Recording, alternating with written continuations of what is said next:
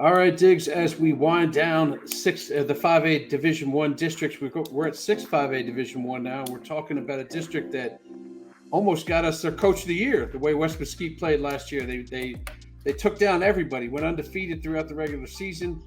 Are they going to be as dominant this year? And can we see we saw the rise of Creekview too last year too. So talk to me about those teams. Yeah, Coach Jackson, what he did at West Mesquite was right up there. If it wasn't for that little team in Prosper and at Walnut Grove, definitely we had some great coaches last year. And what I think I get excited about when I look at Coach Jackson and his history at Duncanville and at Seagoville is always year two.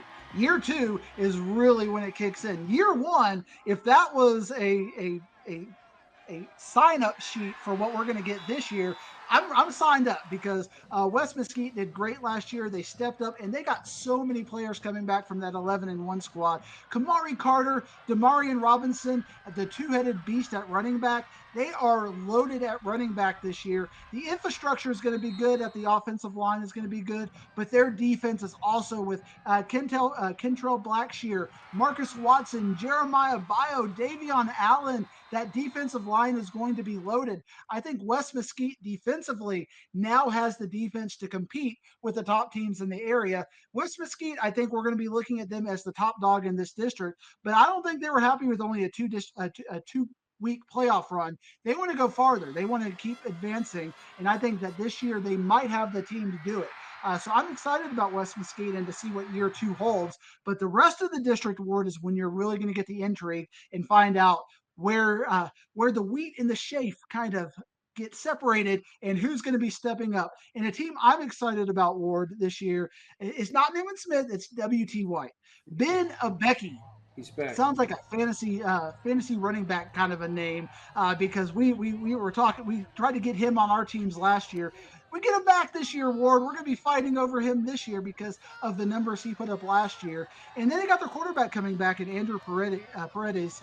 WT White lost to Frisco Lone Star. You want to avoid Frisco Lone Star in the first round. Yeah, That's got to be your absolutely. first goal is to stay out of that fourth place and avoid Frisco Lone Star. But I think WT White can take a next step up and get to that second or third playoff spot in this district. I'm excited about them. Can they pass up the Carrollton teams though? Because like I said, Creekview had that long losing streak, and then they came into this last year and they went 8-3. Yeah, Creekview returns their quarterback in Kason Garcia, and that was a situation where I felt like they had another quarterback coming in, and then he got injured, and then he just came in and was really lighting things up for Creekview with that 19 touchdowns and 1,600 yards. Mari Washington is coming back, but I mean they graduated so much, and their running game and their infrastructure. I feel like kind of like Saginaw last year. We talked about them 3 weeks ago. Had a very special senior laden team. I feel like Creekview is a little bit of that this year. I think they're going to take a step back. I think they're going to stay in the playoff race, but I think WT White is going to pass them. But you never know. You do not doubt that Creekview magic because they had some games last year where it felt like they had no chance to win, and all of a sudden, I think WT White was the That was one beneficiary of of one them. of those fourth quarter comebacks. Yep. They found ways to win those games. What But about I'm Newman? also excited about the other Carrollton team, Yeah, Newman Smith. I think this is a team that's going to be right up there in the district running. Axel Lofstrand, Caden Gonzalez, the two-headed monster at quarterback. They got to figure that out. But Maxim Mingo, that's a fun name to talk about. He had 330 yards and 6 touchdowns last year. Jabari Washington, the really talented defensive line. They got to figure out a running game as well. So I feel like a lot of these teams have questions, except for West Mesquite. West Mesquite's got the answers. A lot of these other teams have got to figure out how to match up with them. But Newman Smith, Axel Ostrand, again, 15 touchdowns last year, very talented quarterback. But I just don't trust Newman Smith and the secondary and some issues there. So there's a lot of questions that this district has to figure out, which is why West Mesquite, I feel like, is a solid number one. Last year, there was some debate about if West Mesquite was going to be number one. No debate this year. and if they're a solid number one, the way you're talking, I feel like the other ones are solid playoff teams. Or is there somebody in the other five that can get in there? If there is one team that I think has a chance to make it up to that next tier, it's North Mesquite. But you know what, Ward? I feel like I say that every year. It's like I'm always North Mesquite, You're North waiting Mesquite. for it. Watch out for North Mesquite, and they always finish fifth. So I feel like I've gotten burned by North Mesquite enough to be a little bit hesitant on them. But Bryson Palacios, the quarterback at 483 yards last year. Terrence Collins, all district running back, had 721 yards. But if you want to talk about a player to watch for North Mesquite, Julian Simpson. I mean, this is a player to watch. This is a player that is an exciting player at wide receiver. He had 838 yards rushing, 200 yards receiving. He can do everything. He's kind of in that same mold as Davian Gross. You can just put him anywhere and he can do something. They kind of fancy him as a wide receiver, but so many jet sweeps and plays last year where he got rushing yards out of the wide receiver sets that he's such a dangerous player.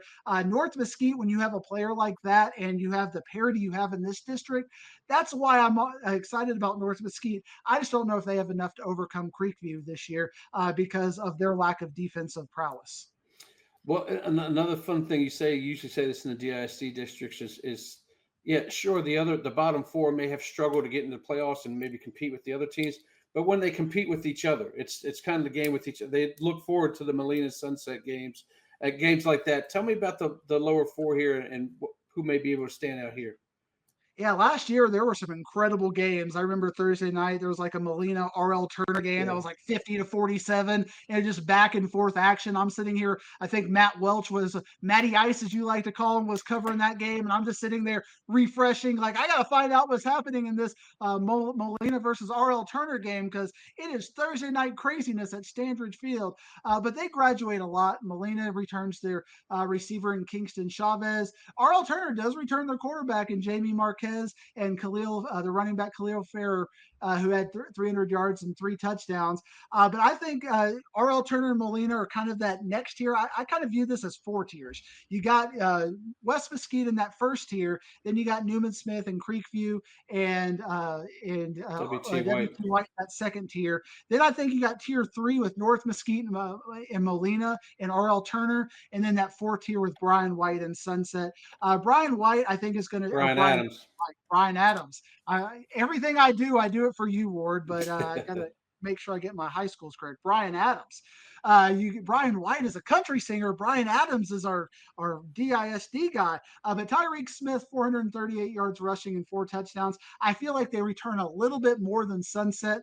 So I've got them a little bit of edge over Sunset. But I don't think any team outside of North Mesquite has a really solid chance of making the playoffs. All right, well, hit me with 1 through 9 here, and let's see where we're at. Reigning and defending for your number one, I got West Mesquite. Number two, I'm going to stick with Newman Smith. I think I'd get some nasty tweets if I didn't stick with them. Number three, I got WT White. I've got Creekview making the playoffs at number four. North Mesquite just on the outside, as much as I hype them at number five. I got Molina at 6, RL Turner at 7, Brian Adams, got it right, at number 8, and Sunset, number 9. Brian White. What am I thinking, Ward? Yeah, Thinking of a country music festival. It's June. I'm thinking of 7-on-7 country music festivals. Go out and support your local artists. But Brian Adams, go out and support them too because they're a great football team. Dix, go splash some water on your face, and we'll be back next week with some 7-5A Division I action. The Highland Park Scots are on your mind next week. So we don't have to talk about Lufkin, right? We dealt with that last year. Yeah, we dealt with that last year. All right, buddy boy.